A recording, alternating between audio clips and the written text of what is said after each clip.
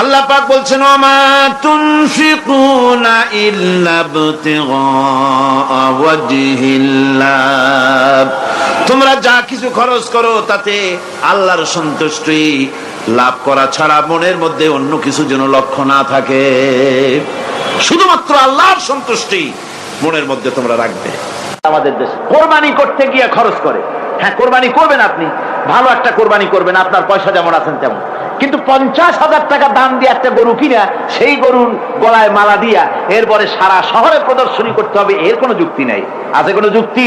যদি তা হয় তাহলে ওই গরু যিনি কেনেন তার গলায় মালাই দিয়া দুজনে একসাথেই ঘুরানো দরকার, বুঝলেন? আমার বন্ধুগণ, আপনি কোরবানি করবেন, কোরবানি আপনার 10,000 টাকায় হয়ে যেতে পারে, 15,000 টাকায় হয়ে যেতে পারে, বাকি টাকাগুলি আল্লাহর রাস্তায় খয়রাত করে দেন। কত গরিব আত্মীয় আছে তাদের দিয়ে দেন। 50,000 টাকা দিয়ে বিরাট বাজারের সেরা গরু খরিদ করে কোরবানি দিচ্ছেন, অর্থটা কি? মানুষকে দেখাচ্ছেন আল্লাহর দরবারের গোশত যাবে না, চামড়া যাবে না, রক্ত যাবে না, যাবে আপনার নিয়ত। কি যাবে? নিয়ত। সুতরাং আল্লাহর রাস্তায় যখন খরচ করবেন, সেই খরচ করার ব্যাপারে তখনও নিয়তটা দেখতে হবে। হালাল পথে খরচ করতে গেলেও নিয়তটা দেখতে হবে, এবং তখনও বেহুদা খরচ করা যাবে না। বিবাহে যেভাবে খরচ আজকাল করে মানুষেরা, হুজুর সাল্লাল্লাহু আলাইহি ওয়াসাল্লাম বলেছেন যে বিবাহে যত খরচ কম সেই বিবাহ তত বরকতপূর্ণ। আর আমরা মনে করি বিবাহে যত বেশি খরচ বাড়ানো যায় ততই এটা বেশি শানদার হবে, উল্টা চিন্তা করি। আল্লাহ রাব্বুল আলামিন এরপরে বলছেন, والذين لا يدعون مع الله إلها آخر ولا يقتلون النفس التي حرم الله إلا بالحق ولا يزنون ومن يفعل ذلك يلقى أثاما। এই জন্য আল্লাহ রাব্বুল আলামিন দানের ভিতরে বিরাট ফজিলত রেখেছেন। সাহাবায়ে কেরাম যদি এরকম দান না করতেন, এভাবে কোরবানি না দিতেন, ইসলাম এই পর্যন্ত আসতো না, ঠিক কি না? ইসলামের জন্য সবচেয়ে বড় অবদান নবীর পরেই সাহাবায়ে কেরাম রিদওয়ানুল্লাহ তাআলা আলাইহিম আজমাইন। আল্লাহ রাব্বুল আলামিন বলছেন, মানুষকে দেখাবার জন্য দান সদকা করো না। ইন তুবদুস সাদাকাতি ফানি'ম্মা হিয়া ওয়া ইন তুখফুহা ওয়া তু'তুহাল ফুকারা ফাহুয়া খায়রুল লাকুম ওয়া ইউকাফফিরু আনকুম মিন সাইয়্যাতিকুম। প্রকাশ্যভাবে খরচ করলে তা ভালো, আল্লাহ পাক বলছেন প্রকাশ্যভাবে খরচ করলে তা ভালো, কিন্তু গোপনে দান করা সবচেয়ে উত্তম। তবে প্রকাশ্যে দান করতে গিয়ে যদি এটা এই জন্য হয় যে আমি দিলে পরে আরো একজন উৎসাহিত হয়ে যাবে, সমাজ কল্যাণ পরিষদের এত বড় বিশাল মাহফিল, 16 লক্ষ টাকা খরচ হবে, দিলাম আমি 1 লাখ টাকা, এটা শুনাইয়া বলার পর আমার কথা শুনিয়া আরো যাদের টাকা আছে তারা হয়তো 2 লাখ দেবে, এই চিন্তা করে যদি তারগিবের জন্য, উৎসাহ প্রদানের জন্য, ইন্সপিরেশনের জন্য যদি হয়, এই নিয়ত হলে ক্ষতি নেই। কিন্তু সর্বাবস্থায় দানটা গোপন হয় ভালো। আল্লাহ পাক বলেন, গোপনে যদি তুমি দান করো তাহলে আমি রব্বুল আলামিন ওই গোপন দানের বিনিময় তোমার সমস্ত গোপনীয় গুনাহগুলি আমি রব্বুল আলামিন মাফ করে দেব, তোমার গোপন গুনাহগুলি মাফ করে দেব। তার পথে যা খরচ করবা বেছে বেছে ভালো জিনিসটা দিও, বাইসা বাইসা ছেঁড়া জামাটা দিও না। পকেটে হাত দিয়া দান করবে, পকেটে হাত দিয়া হাত আর বাইর করে না। কারণ কি? খুঁজে দেখে যে 10 পাই না, 4 না, কম পয়সাটা দেবে, 12টা দেবে না। টাকা বের করে ওর মধ্যে ময়লা পচা গন্ধ লাগে, ওইটা দান করবে, আর টাটকা টাকাটা পকেটে রেখে দেবে। এই স্বভাব আমাদের আছে কিনা? আছে কিনা? আরে বাবা, টাকা কি আপনি পকেটে রাখতে পারবেন? ওটা দেওয়া লাগবে না, এরে দেন তারে দেন, কাপড় দেবেনি। আমাদের এই বদভ্যাস আল্লাহ আমাদেরকে মাফ করুন, কোন আমিন বলেন। আমিন। দান করার সময় বেছে বেছে খারাপটা দিও না, ছেঁড়া কাপড়টা দিও না, অখাদ্য কুখাদ্য দান করো না। বিয়ার মজলিস, বিবাহে অনেক লোক দাওয়াত দিয়েছে, বেশি করে রান্না করছে, কম যদি হয়ে যায় বড় মিয়ার ইজ্জত নষ্ট হয়ে যাবে। মেহমান কম আসলো, এখন এই খাবারগুলি না পারিয়া তারপরে গরিবদের দেয়, না পেরে যখন খাবার কেউ নাই তখন গরিবদের দেয়, গরিবদের উদ্দেশ্য করে কিন্তু বানানো হয় নাই। এটা হলো একজনের রুটি খাচ্ছিল, এক কৃপণ বখিল রুটি খেতে বসেছে, সিল একটা আসে আর রুটিতে সু মারলো, সু মেরে রুটিটা নিয়ে গেছে। বেচারা পিছনে পিছনে দৌড় আরম্ভ করছে গালি দিতে দিতে, মরার সিল আর তুই জায়গা পাইলি না। চিলের পিছনে দৌড়াতে দৌড়াতে নদীর পাড়ে চলে আসছে। সিলও দেখে যে আল্লাহ, এমন এক বেকায়দার লোকের রুটি নিলাম, কোন গাছেও বসতে পারি না তার ঢিলার জ্বালায়। শেষ পর্যন্ত পাশে ছিল নদী, নদীর উপর দিয়া চিল উড়ে ওপার যাওয়া আরম্ভ করছে। বকিল বেচারা দাঁড়াই থাকে, দিলাম ফি সাবিলিল্লাহ, আল্লাহর রাস্তায় দিলাম। এর তো কোনো মানে নাই। নিজে খেতে না পারে বাসি অখাদ্য কুখাদ্য এগুলি দিতে আল্লাহ পাক নিষেধ করেছেন। দিবা বাইসে বাইসে ভালো জিনিসটা, যেটা তোমার কাছে প্রিয় ওইটা দিও। তুমি যদি খারাপটা দাও তাহলে আল্লাহ তোমার দেবেন ওই মানের। কিয়ামত আছে না, কিয়ামত ওই মানের পাবা। আল্লাহ পাক বলছেন, ইয়া আইয়ুহাল্লাযীনা আমানু আনফিকু মিন তাইয়্যিবাতি মা কাসাবতুম ওয়া মিম্মা আখরাজনা লাকুম মিনাল আরদ। তোমরা যে উপার্জন করেছো, সেই উপার্জনে তোমাদের জন্য যা উপার্জন করেছো তাই, আর মাটির ভিতর থেকে আমি যা তোমাদের জন্য দিয়েছি তার থেকে ভালো জিনিস, ভালো ভালো জিনিস আমার রাস্তায় খরচ করো। মানুষকে শুনায়ও না অমুক জায়গায় দিলাম, বা মানুষের দেখায় দেখায় দিও না। কোন কোন শহর আছে কোরবানির সময় বিরাট গরু কেনা হয়, সেই গরুর তলায় মালা দিয়া তারপরে শহরে রাস্তায় রাস্তায় ঘুরানো হয়, অমুক মিয়া সাহেব এই গরুটা কোরবানি করবে। এরকম চিটাগংয়ে হয় না, অন্য অন্য জেলায় হয়। জি, এখানেই বেশি হয়। তাই আশ্চর্য কথা। তাহলে তো উচিত, এরকম যদি উদ্দেশ্য হয় তাহলে বড় মিয়া গরুর সাথে একসাথে হাঁটা উচিত।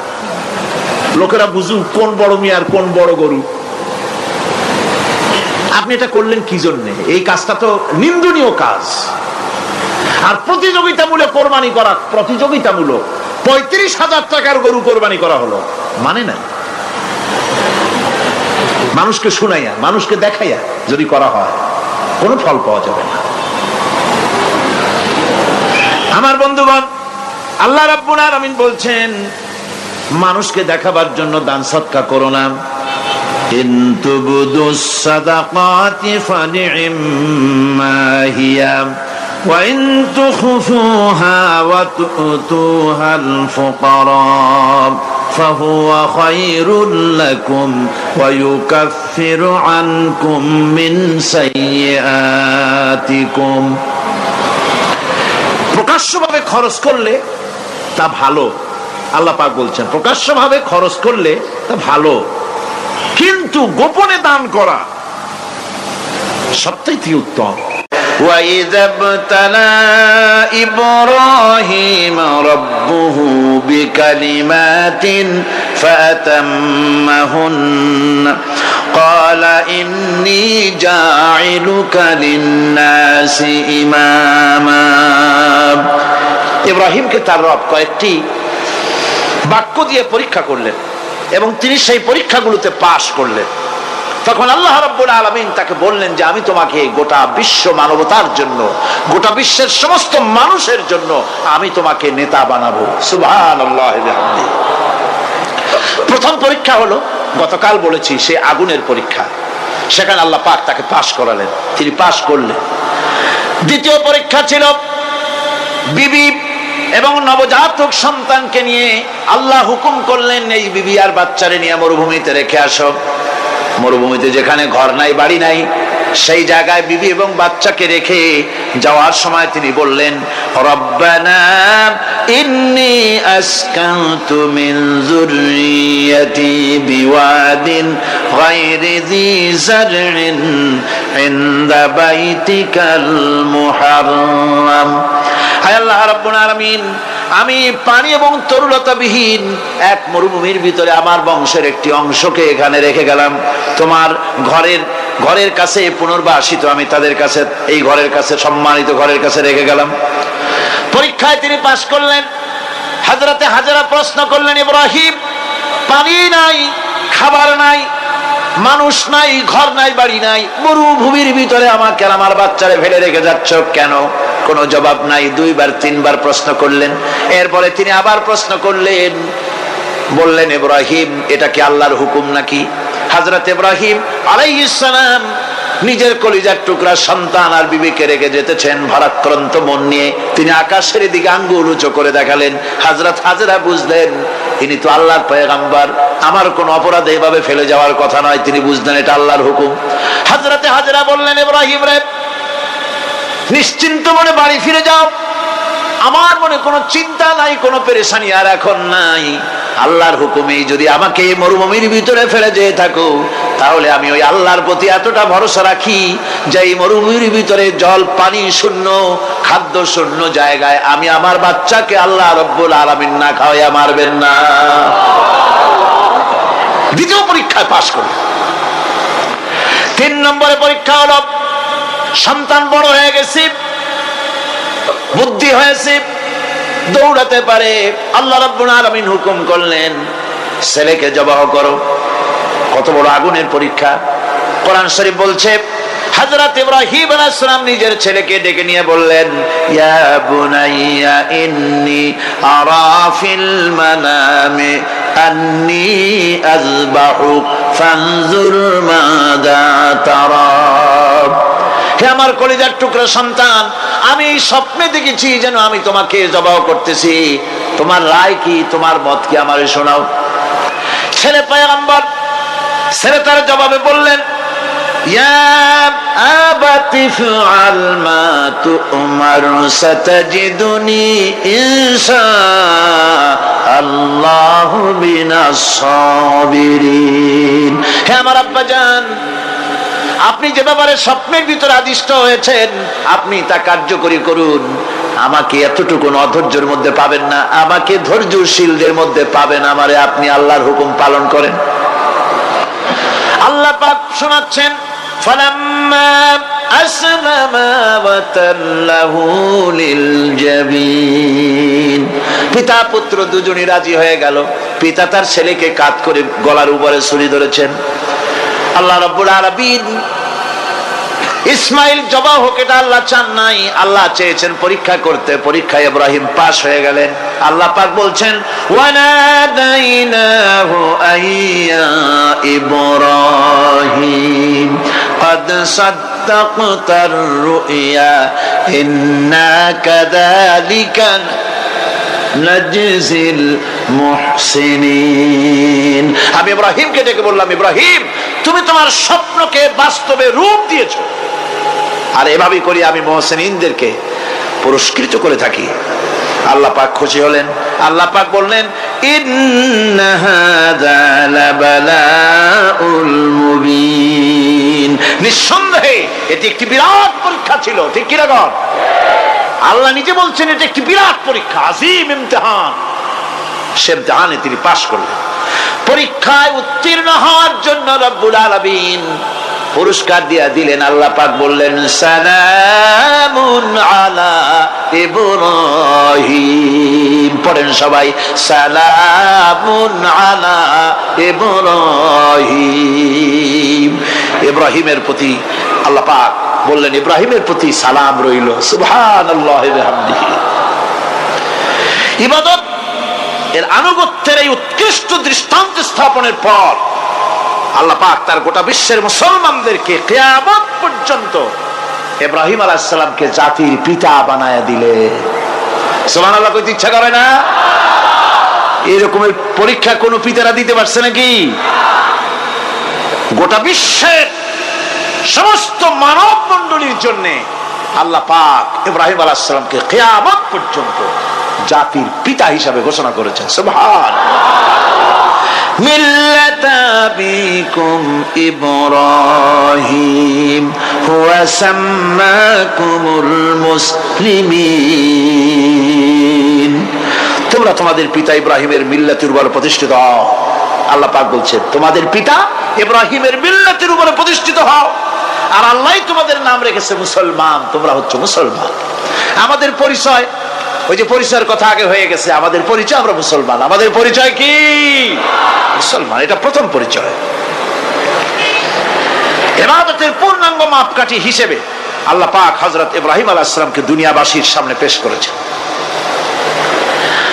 কোরআন বলছে ইহুদি এবং খ্রিস্টানেরা মুসলমানদেরকে বিভ্রান্ত করতে চায়। তারা বলে ওয়াকালু কুনু হুদান আও নাসারা তাহতাদু কুল বাল মিল্লাতা ইব্রাহিম হানিফা ওয়া মা কানা মিনাল মুশরিকিন। ইহুদিরা বলে ইহুদি হও তবেই তোমরা সঠিক পথ পাবা, খ্রিস্টানের বলে খ্রিস্টান হও তবেই তোমরা সঠিক পথ প্রাপ্ত হবে। আল্লাহ পাক বলছেন এদের সকলকে বলে দাও বরং তোমরা সব পরিত্যাগ করে মিল্লাতে ইব্রাহিমের ভিতরে শামিল হয়ে যাও। এটাই মুক্তির পথ, এটাই নাজাতের পথ, এটাই আল্লাহর পথ। সুবহানাল্লাহি ওয়া বিহামদিহি। এমনকি রাসূল কারীম সাল্লাল্লাহু আলাইহি ওয়াসাল্লামকে আল্লাহ পাক বলেছেন আনিত্তাবি মিল্লাতা ইব্রাহিম হানিফা, চারদিক থেকে মুখ ফিরিয়ে এনে মিল্লাতে ইব্রাহিমের ভিতরে শামিল হয়ে যাও, তারই অনুসরণ করো। রাসূল কারীম সাল্লাল্লাহু আলাইহি ওয়াসাল্লাম ইবাদত বা আনুগত্যের সর্বোৎকৃষ্ট নমুনা হওয়ার কারণে ইব্রাহিম আলাইহিস সালাম সম্পর্কে হুজুর বলেছেন ইন্না ইব্রাহিমা খায়রুল বারিয়া, রাওয়াহু মুসলিম। হুজুর সাল্লাল্লাহু আলাইহি ওয়াসাল্লাম বলেছেন ইব্রাহিম হচ্ছেন জগতের সর্বোত্তম ব্যক্তি। সুবহানাল্লাহ। সুতরাং আমাদেরকে ইবাদতের নমুনা হিসেবে ইব্রাহিম আলাইহিস সালামকে মানদণ্ড হিসেবে দেখতে হবে যে কিভাবে তিনি সারেন্ডার করেছিলেন আল্লাহ পাকের দরবারে। এখন আমি আপনাদের সামনে বলতে চাই মানুষের জীবনে সবচাইতে বড় দুটি চাহিদা আছে, একটা হচ্ছে খাদ্য আর একটা হচ্ছে নিরাপত্তা। একটা খাদ্য আর একটা কি? নিরাপত্তা। পেট ভরে খাইতে চাই আর চোর ডাকাতের উপদ্রব থেকে নিরাপত্তা পেতে চাই। আইন শৃঙ্খলা পরিস্থিতির উপরে যখন পার্লামেন্টে আলোচনা হচ্ছিল আমি তখন বলেছি মাননীয় স্পিকার, আমার দেশের সাধারণ ভোটারদের বড় কোনো আশা আকাঙ্ক্ষা নাই। তারা কোনোদিন বলে না যে আমাদের গুলশানে বাড়ি দিতে হবে সকলের, আমাদেরকে মঙ্গল গ্রহে অফিস বানায় দিতে হবে, পাঁচেরও গাড়ি দিতে হবে, এগুলি তারা দাবি করে না। যারা ভোট দেয়, কষ্ট করে, মিছিল করে, এই সাধারণ জনগণের দাবি হচ্ছে মিনিমাম দাবি, খুবই কম। তাদের দাবি হলো মোটা সুতার কাপড় চাই ইজ্জত ঢাকার জন্য, পেট ভরে খেতে চাই, পোলাও কোরমা বিরিয়ানির দরকার নাই, আর আশ্রয়ের জন্য ছোট্ট একটু ঘর চাই, চোর ডাকাতের উপদ্রব থেকে নিরাপত্তা চাই। কথা ঠিক কিনা? আমি বললাম স্পিকার সাহেব, আজ পর্যন্ত যতগুলি গভর্নমেন্ট এসেছে বাংলাদেশে, প্রত্যেকটি গভর্নমেন্ট আমার দেশের জনগণের এই ন্যূনতম দাবি, এই আশা পূরণ করতে ব্যর্থতার পরিচয় দিয়েছে। কেউ পারে নাই। যারাই গেছে তারাই তাদের নিজেদের আখের গোছাবার চেষ্টা করেছেন। সব নিজেকে নিয়ে ব্যস্ত, নিজের লোকদের নিয়ে ব্যস্ত, জনগণ নিয়ে চিন্তা নাই। সুতরাং মানুষের চাহিদা হচ্ছে খাদ্য আর নিরাপত্তা। আমরা কি খাদ্য আর নিরাপত্তা সত্যি কি চাই? চাই। খাদ্য যদি চাই ক্ষুধার সময়, নিরাপত্তা যদি চাই ভীতির সময়, আল্লাহ রাব্বুল আলামিন বলেন কোন গভর্নমেন্ট দিতে পারবে না, দুনিয়ায় কেউ দিতে পারে নাই, পারবেও না। ক্ষুধার সময় যদি খাদ্য চাও, ভীতির সময় যদি নিরাপত্তা লাভ করতে চাও, তাহলে ফালইয়াবুদু রাব্ব হাযাল বাইত, এই ঘরের মালিকের ইবাদত কর। কোন ঘর? কাবা ঘর। বলেন কোন ঘর? কাবা ঘর। কাবা শরীফের মালিকের ইবাদত কর। তাহলে কি হবে? আল্লাযী আত'আমাহুম মিন জু'ইন ওয়া আমানাহুম মিন খাউফ। এই ঘরের মালিকের ইবাদত যদি করো তাহলে ক্ষুধার সময় তিনি তোমাদেরকে খেতে দিবেন, আর ভীতির সময় তিনি তোমাদের নিরাপত্তা দান করবেন। এ ওয়াদা কার? চিল্লায় বলেন ওয়াদা কার? আল্লাহ পাকের ওয়াদা বিশ্বাস হলো না, এমনই পোড়া কপালের মুসলমান। নির্বাচন যখন আসলো, সলিমউদ্দিন সাহেব আসতেন মঞ্চের উপরে, পরিচয় করানো হচ্ছে। এত আপনারা যার বক্তৃতা শোনার জন্য বিপ্রহরের রৌদ্রে কষ্ট করতেছিলেন, এখন সেই সংগ্রামী জননায়ক বিপ্লবী সন্তান, তিনি এখন আপনাদের সামনে বক্তব্য রাখবেন। উনি দাঁড়ায় বললেন, ভাইয়ার আমার, বোনের আমার, আমি এবার বোতল মার্কা বাক্স নিয়ে দাঁড়াইছি, আমারে সকলে মিলে ভোট দেন। এবার যদি ক্ষমতায় যেতে পারি, না খাইয়া কেউ মরবেন না, কিন্তু কি খাইয়া মরবে তাও কয় না। মানুষেরা এই কথাগুলি বিশ্বাস করলার সমানে ভোট দিল। হায় রে কপাল! আল্লাহ বললেন, আমার ইবাদত কর, আমার গোলামি কর জীবনের সব জায়গায়, তাহলে ক্ষুধার সময় খাইতে পারবি আর ভীতির সময় নিরাপত্তা পাবি। আল্লাহর কথাটা বিশ্বাস হইল না। এই নামাজ পড়ার মুসলমানের দাম আছে, কম দাম আছে? এ রোজা খাওয়ার দাম আছে? এ মুসলমান দাবি করার দাম আছে? আল্লাহ রাব্বুল আলামিন তিনি পরিষ্কার করে বলছেন, এই ঘরের মালিকের ইবাদত করো, তিনি ক্ষুধার সময়ে খেতে দিবেন, আর তিনি তোমাদেরকে ভীতির সময় নিরাপত্তা দান করবেন। চাউলের অভাব হবে না, পাটের অভাব হবে না, খাদ্যের অভাব হবে না, কারণ দুটি জিনিস যদি তোমরা করতে পারো, খাবারের অভাব হবে না। ওয়ালাউ আন্না আহলাল কুরা আমানু ওয়াত্তাকাউ লাফাতাহনা আলাইহিম বারাকাতিন মিনাস সামাই ওয়াল আরদ। দেশের লোকেরা, জনপদের লোকেরা যদি দুইটা কাজ করে, এক নম্বরে হলো আমার উপরে ঈমান আনবে, দুই নম্বরে হলো আমাকে ভয় করার নীতি অবলম্বন করে যদি চলে, তাহলে ওই দেশের মানুষের জন্য আকাশ আর জমিনের সব বরকতের দরজা আমি আল্লাহ খুলে দেব। আল্লাহর ওয়াদা। আল্লাহ পাকের নিকট মানুষের সবচাইতে বড় দাবি কি? আল্লাহর কাছে মানুষের সবচাইতে বড় দাবি কি করতে পারেন? পারেন না।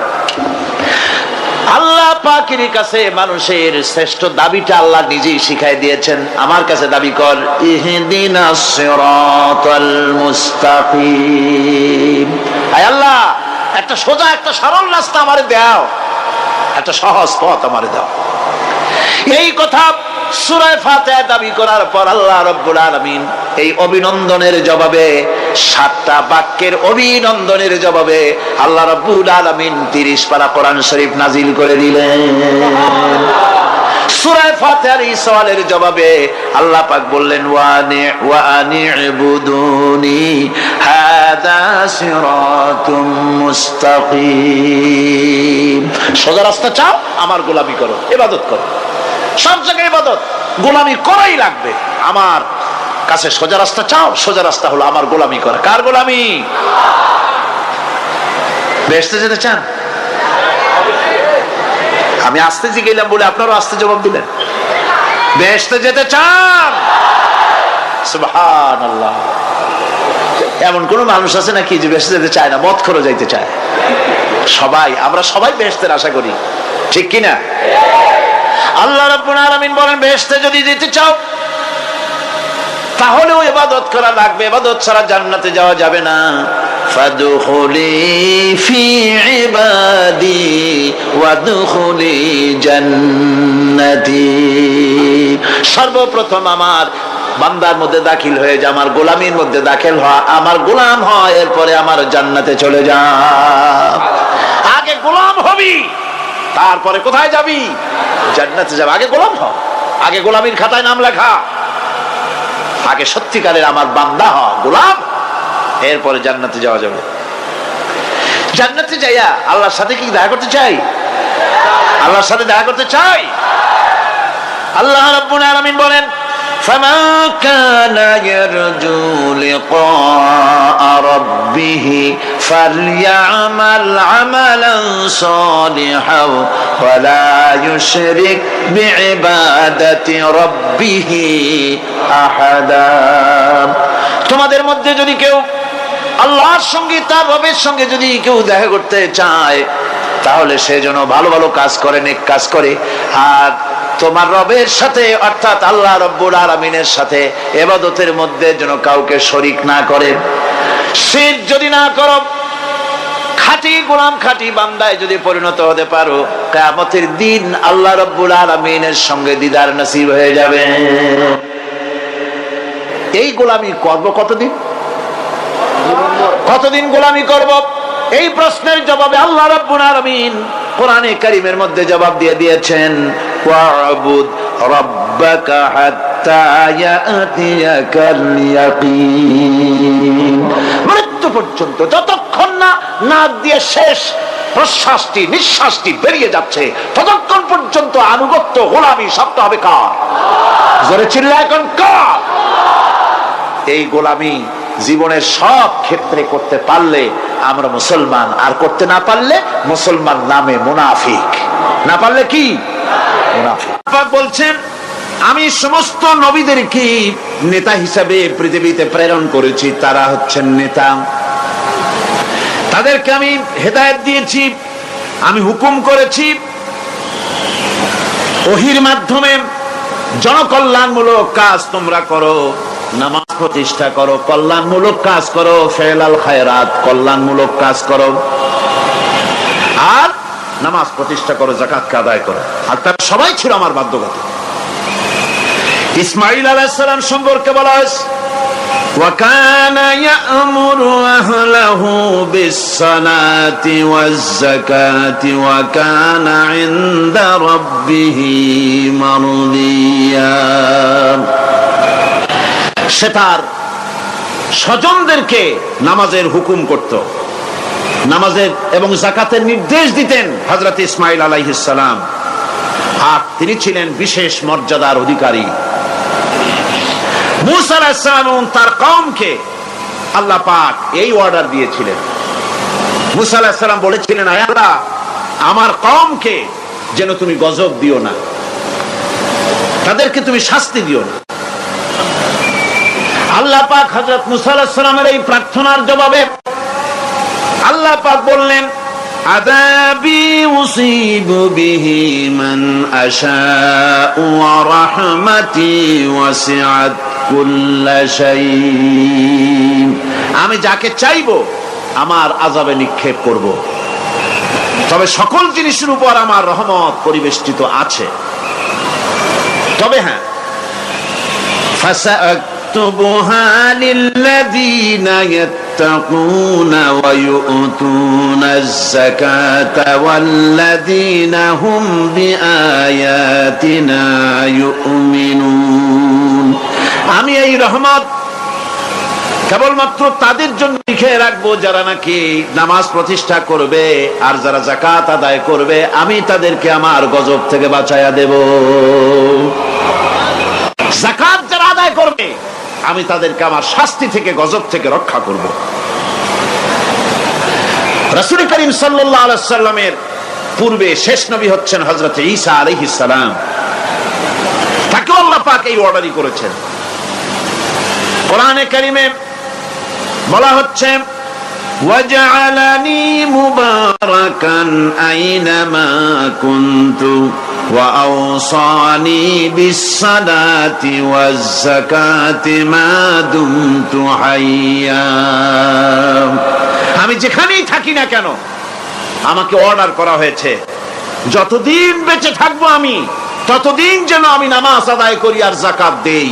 ঈসা আলাইহিস সালাম বলছে, আল্লাহ পাক আমার উপরে এই নির্দেশ করেছেন, আমি যেখানেই থাকি আর যতদিন বাঁচি আমাকে নামাজ আর যাকাত এই দুটি জিনিস সম্পর্কে আল্লাহ পাক আমাকে আদেশ করেছেন। এখন যাকাত দিতে হবে, গুরুত্বপূর্ণ ব্যাপার। মানুষেরা অবহেলায় যাকাত থেকে নিজেকে বঞ্চিত রেখেছে, মাহরুম রেখেছে এত বড় একটি নিয়ামত থেকে, সমাজকে মাহরুম করছে, যাকাত দিচ্ছে না। কোরআনে কারীমের 3টি আয়াতে যাকাতের কথা এভাবে বলা হয়েছে, ইয়া আইয়ুহাল্লাযীনা আমানু আনফিকু মিন তাইয়্যিবাতি মা কাসাবতুম ওয়া মিম্মা আখরাজনা লাকুম মিনাল আরদ। হে ইমানদার লোকেরা, তোমরা যেসব পবিত্র অর্থ সম্পদ উপার্জন করো সেগুলি, এবং আমি জমিন থেকে তোমাদের যে ফসল দান করি, ফসল উৎপাদন করে দেই, তার থেকে তোমরা আল্লাহর পথে খরচ করো। এগুলো 1 নম্বর আয়াত। 2 নম্বর, প্রথম আয়াত বলা হয়েছে সূরা বাকারায়, আর সূরা আনআমে বলা হচ্ছে কুলু মিন সামারিহি ইযা আসমারা ওয়া আতু হাক্কাহু ইয়াওমা হাসাদিহি। তার উৎপাদিত ফল ফসল তোমরা খাও, আর ফসলের একটি অংশ ফসল কাটার দিনেই আল্লাহর হকটা, আল্লাহর অধিকারটা আদায় করে দাও। যেদিন তোমরা ফসল কাটবে সেদিনই এই অধিকারটা আদায় করে দাও। এই যে একটা ফরজ, এই ফরজটা মুসলমানেরা বেমালুম ভুলে গিয়েছে। ফসলের যাকাত তারা দেয় না। ফসলের যাকাতকে বলা হয় ওশর। কি বলা হয়? ওশর। এই ওশর এখন যদি আপনি গ্রামে গিয়া কোন শিক্ষিত লোককে যদি জিজ্ঞেস করেন, ভাই ওশর কি চেনো? সে বলবে, ভাই ওশর এটা কি জাতীয় প্রাণী, সারপোকা না তেলাপোকা না আরশোলা, আমি তো এই নামটাম তেমন শুনি টুনি নেই, বুঝবি না ওশরটা কি জিনিস। অথচ নামাজ রোজার মতোই ফরজ ওশর আদায় করা। কবে আদায় করবেন? যেদিন আপনি ফসল কাটবেন সেই দিনই ওশর আদায় করে দিবেন। পরিমাণটা কি হবে? পরিমাণ হবে আকাশের বৃষ্টির পানি দিয়ে, আকাশের বৃষ্টির পানি দিয়া যদি ফসল হয় তাহলে দিবেন 10 ভাগের 1 ভাগ। 10 মণ যদি ধান হয়, গম হয়, ডাল হয়, 1 মণ আল্লাহর অধিকার আদায় করে দিবেন। অধিকারটা কার? আল্লাহ কি করবে দিয়া? আল্লাহর অধিকার মানে গরিবের অধিকার, গরিবের হক। এই অধিকারটা আদায় করে দাও। 10 মণ হলে কয় মণ? কি হলে? যদি আকাশের বৃষ্টির পানিতে হয়। আর যদি আপনার সেচের মাধ্যমে হয়, সেচ পরিকল্পনার মাধ্যমে পয়সা খরচ করে পেট্রোল ডিজেল লাগায়া ইঞ্জিন চালাইয়া পানি উঠাইয়া কষ্ট করে ফসল ফলাইছেন, তাহলে আল্লাহ পাক বলছেন 10 মণে 1 মণ দেওয়া লাগবে না, তোমার খরচ হইছে বেশি। বান্দারে, তোমার উপরে আল্লাহ পাক জুলুম করবেন না, এবার 20 মণ হলে তার থেকে 1 মণ দিও। ওয়ামাল্লাহু বিযাল্লামিন লিল আবিদ। আল্লাহ রাব্বুল আলামিন তার বান্দার উপর জুলুম করেন না। সুবহানাল্লাহ। কোন এইভাবে করে ওশরের যাকাতটা তোমরা ঠিকমতো আদায় করে দিও। ওশরটা দিও, ফসলের ওশর দিও, আর টাকার যাকাত দিয়ে দিও। যারা এটা দিবে না তাদের সম্পর্কে আল্লাহ পাক সূরা তওবার ভিতরে বলেছেন, والذين يكنزون الذهب والفضة ولا ينفقونها في سبيل الله فبشرهم بعذاب أليم। যারা নাকি স্বর্ণ এবং রৌপ্যকে সঞ্চয় করে, জমা করে, ওয়ালা ইউনফিকুনাহা ফি সাবিলিল্লাহ, আর আল্লাহর রাস্তায় তা খরচ করে না, ফাবাশশিরহুম বিআযাবিন আলীম, তাদেরকে কঠিন পীড়াদায়ক শাস্তির সুসংবাদ দাও। পীড়াদায়ক শাস্তির কি দাও? শাস্তির কি সুসংবাদ হয় নাকি? কত উচিত ছিল শাস্তির দুঃসংবাদ শোনাও না, আল্লাহ বলছেন সুসংবাদ শোনাও। এটার দৃষ্টান্তটা আমার ভাষায় আমি মানুষকে এভাবে বুঝাই। ছেলে খুব দুষ্ট, দুষ্টামির ঠেলায় অস্থির, তার মা মোটেই সামলাতে পারছে না। তখন মা বলে, বেটা আমার কথা তো শুনলি না, তোর বাবা আসুক, তারপরে আমি তারে নালিশ করব। এমন পিট্টি দেবে, মজা টের পাবি তখন।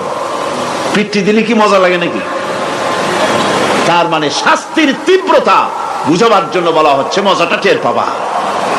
আল্লাহ রাব্বুল আলামিন বলছেন, কঠিন পীড়াদায়ক শাস্তির সুসংবাদ ওদের দাও, সোনা রূপা যারা জমা করে রাখে, যাকাত দেয় না, আল্লাহর রাস্তায় খরচ করে না।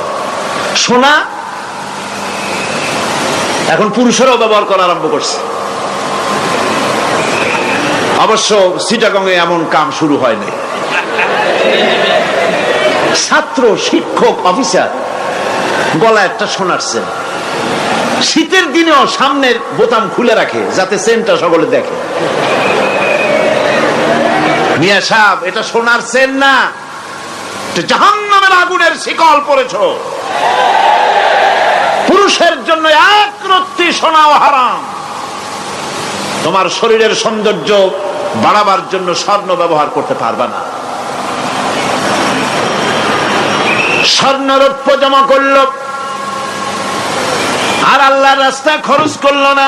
রব্বুল আলামিন বলেন, ইয়াউমা ইউহমা আলাইহা ফি নারি জাহান্নামা ফাতুকওয়া বিহা জিবাহুহুম ওয়া জুনুবুহুম ওয়া যুহুরুহুম।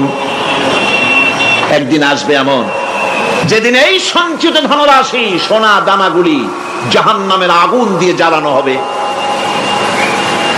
আর জাহান্নামের আগুন দিয়ে জ্বালায়া এইগুলি দিয়ে তার পিঠের উপরে আর পাঁজরে সিল মারা হবে জাহান্নামের আগুন দিয়া। বলা হবে, হাদা মা কানাজতুম লিআনফুসিকুম ফাযুকু মা কুনতুম তাকনিজুন। মজা চাখো, স্বাদ গ্রহণ করো। এ হলো তোমার সেই সঞ্চিত সম্পদ, সঞ্চিত ধনরাশি যা তুমি জমা করেছো আর আল্লাহর রাস্তায় খরচ করনি। এখন এর শাস্তি গ্রহণ করো। সুতরাং সঞ্চয় করা, মাল জমা করা এক শ্রেণীর লোক আছে। আল্লাহ পাক বলছেন, আল্লাযী জামা মালান ওয়া আদ্দাদা। মাল জমা করে আর মোছে তেল মাখে। টেলিফোন করে, হ্যালো সোনালী ব্যাংকের ম্যানেজার সাহেব নাকি? বলে, হ্যাঁ, দেখুন তো আমার ব্যালেন্সটা কত। উনি বললেন, বল্টু সাহেব, আপনার ব্যালেন্স হচ্ছে 50,77,372 টাকা 79 পয়সা। তখন মোজ ঘষে, আতর লাগায়, তেল মাখে আর মনে মনে আনন্দ হয়, আরো কিছু জমা করতে পারলেই তো কোটির কোটায় পৌঁছে যাব। আল্লাযী জামা মালান ওয়া আদ্দাদা। মাল জমা করে আর গুনতে থাকে, আল্লাহর রাস্তায় খরচ করে না। আল্লাহ রাব্বুল আলামিন বলছেন, খুয মিন আমওয়ালিহিম সাদাকাতান তুতাহহিরুহুম ওয়া তুযাক্কিহিম বিহা। তাদের অর্থ সম্পদ থেকে যাকাত উসুল করে তাদেরকে পবিত্র করে দাও। যাকাত আদায় করার মানে হলো তার সম্পদগুলি পাক হয়ে গেল। কোন আলহামদুলিল্লাহ, সম্পদ পাক হয়ে গেল, পবিত্র হয়ে গেল। আর যেই সম্পদের যাকাত দেওয়া হয় না, আল্লাহর রাস্তায় খরচ করা হয় না, তা সম্পূর্ণরূপে অপবিত্র, নাপাক। কি পরিমাণ সম্পদের নিসাবটা কেমন হবে? নিসাব হবে 52.5 তোলা রৌপ্য যদি আপনার কাছে থাকে, আপনি বাজার দর হিসাবে যাকাত দিবেন। স্বর্ণ 7.5 তোলা পর্যন্ত যদি হয়ে যায়, তাহলে অবশ্যই বাজার দর হিসাবে প্রতি বছর তার যাকাত দিবেন। ছাগল যদি 40টা থাকে, যাকাত দিবেন। গরু যদি 30টা থাকে, তাহলে যাকাত দিবেন। যাকাতের মাসলাটা খুবই কঠিন। যেখানে সেখানে গিয়ে জিজ্ঞেস করে এর জবাব পাওয়া সুকঠিন হয়ে যাবে। এই জন্য মাল পবিত্র করার জন্য, জাহান্নামের কঠিন শাস্তি থেকে বাঁচার জন্য আমি আপনাদেরকে উপদেশ দেব, সাজেশন করব, পরামর্শ দেব একটা বই পড়ার জন্য। বইটা লেখক হচ্ছেন আল্লামা ইউসুফ আল কারজাবী। বর্তমান আসরে, এই বর্তমান বিশ্বের একজন সাহসী মুফাক্কির ইসলাম, কাতার ইউনিভার্সিটির শরিয়া ফ্যাকাল্টির ডিন। তার লেখা ফিকহুজ যাকাত, বিশাল এই আরবি গ্রন্থের অনুবাদ করেছেন অনুবাদ রাজ্যের রাজা। এদেশে ইসলামী আন্দোলনের, এই ভূখণ্ডের পুরোধা ইসলামী আন্দোলনের বর্তমান সব নেতাদের ওস্তাদ আল্লামা হযরত মাওলানা আব্দুর রহিম সাহেব রাহিমাহুল্লাহ। আল্লাহ তাকে জান্নাতুল ফেরদাউসের মেহমান বানায় নিক, জোরে কোন আমিন। তিনি এটার অনুবাদ করেছেন। ইসলামে যাকাতের বিধান, ইসলামে, নামটা মনে রাখেন, ইসলামে যাকাতের বিধান। ইসলামী ফাউন্ডেশন বইটা বের করেছে, এত বড় 2টি খণ্ড। এই বইটি আপনারা সংগ্রহ করবেন।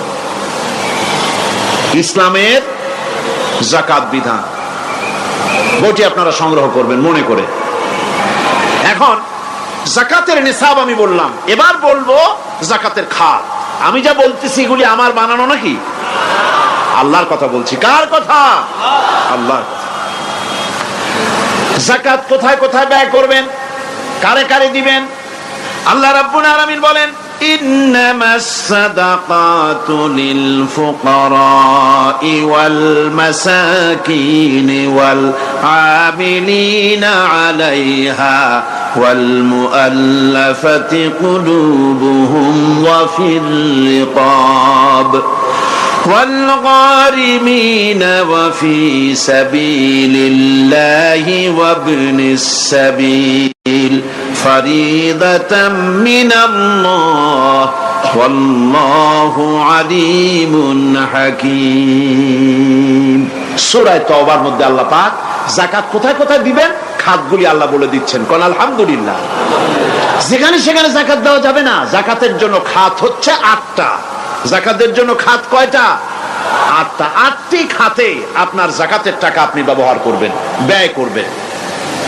প্রথম দিবেন ফকিরদেরকে। প্রথম দিবেন কাদেরকে? ফকির। ফকির কারা? ফকির হচ্ছে নিজের জীবন জীবিকায় অন্যের মুখাপেক্ষী। তারপরে শিশু, এতিম, বিধবা, জীবন চালানো খুবই কষ্টকর, অভাবগ্রস্ত লোক, এরা হচ্ছে ফকির।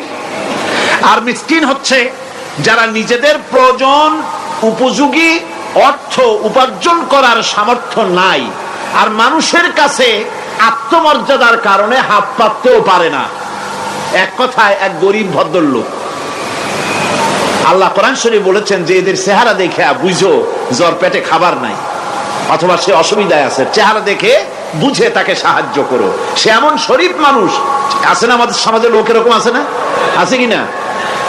ঘরের মধ্যে 3 দিনও রান্না হয় নাই, কিন্তু দাড়ি টাড়ি সুন্দর করে আশ্রয়া জামাটা পরিপাটি করে গায়ে দিয়ে বেরোচ্ছে, কারোর কাছে হাত পাতে না, তার সরাপাতে তার ভদ্রতায় বাঁধে। ওনার সরাপতে বেঁধেছে, উনি চাবেন না কারো কাছে, কিন্তু উনাকে যিনি সৃষ্টি করেছেন সে আল্লাহ রাব্বুল আলামিন শোনায় দিচ্ছেন, বান্দারা আমার ওই গরিব ভদ্রলোককে খাবার দাও। ওরা হচ্ছে মিসকিন। এরপরে আমিলিন, 3 নম্বরে আমিলিন, অর্থাৎ যারা যাকাত সরকারি ভাবে যাকাত যারা আদায় করে, সেই আদায়কারীদেরকে এই যাকাতের টাকা দিয়ে তাদের সম্মানী দিতে বলা হয়েছে। ইসলামী গভর্নমেন্ট আসলে যাকাত তো আর আপনার খুশি মতো থাকবে না, যাকাত দিতে আপনি বাধ্য হবেন। যাকাত দিতে আপনি বাধ্য হবেন। যাকাত আদায় করবে গভর্নমেন্ট। কে আদায় করবে? গভর্নমেন্ট আদায় করবে, আর গভর্নমেন্ট ডিস্ট্রিবিউট করবে। ওয়াল মুআল্লাফাতিল কুলুব, মনতুষ্টির জন্য, যাদের মন জয় করতে হবে এই ধরনের লোকদেরকে। ওয়ার রিকাব, আর গলদেশের মুক্তি দানের জন্য। ওয়াল গারিমিন, আর ঋণগ্রস্ত ব্যক্তি, তা আবার এমন পর্যায়ের যে ঋণ পরিশোধ করতে গেলে যদি তার এমন অবস্থা হয় যে তার কাছে যাকাত দেওয়ার মতো টাকা থাকে না, এরকমের অবস্থা যদি হয় তাহলে যাকাতের টাকা দিয়ে তার ঋণ পরিশোধ করে দেওয়া যেতে পারে। ফি সাবিলিল্লাহ। এরপরে হচ্ছে জিহাদের রাস্তা। জিহাদের রাস্তা মানে জিহাদ যখন শুরু হবে সেই জিহাদের ময়দানে আপনি বন্দুক রাইফেল কিনে দেওয়ার সাহায্য করবেন সেটা নয়, কিন্তু শুধু এটাকে বোঝানো হয় নাই।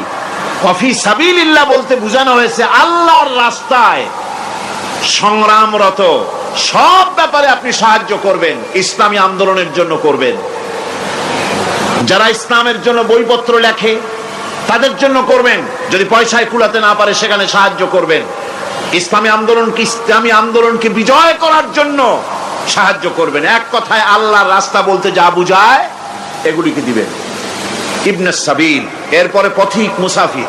পথিক মুসাফির সে যদি বাড়িতে ধনী থাকে, ঢাকায় ধনী, কিন্তু চট্টগ্রামে এসে সর্বহারা হয়ে গেছে, টাকা পয়সা সব লুটপাট হয়ে গেছে, এখন বাড়ি ফেরার উপায় নাই, যাকাতের টাকা দিয়ে তাকে সাহায্য করা যেতে পারে। এই 8টি খাতে এভাবে যাকাত দেওয়ার জন্য আল্লাহ খাত সৃষ্টি করেছেন। কয়টা খাত হলো? 8টা খাত। ইসলাম যাকাত ভিত্তিক অর্থ ব্যবস্থা কায়েম করে, আর অনিসলামিক সরকার সুদ ভিত্তিক অর্থ ব্যবস্থা কায়েম করে। যাকাত আর সুদের মধ্যে পার্থক্য কি? যাকাত হচ্ছে, এক কথায় বুঝাই, ব্যাখ্যা দেব না, এক কথায় বুঝাবো। যাকাত হচ্ছে ধনীদের কাছ থেকে নেও, গরিবদেরকে দাও।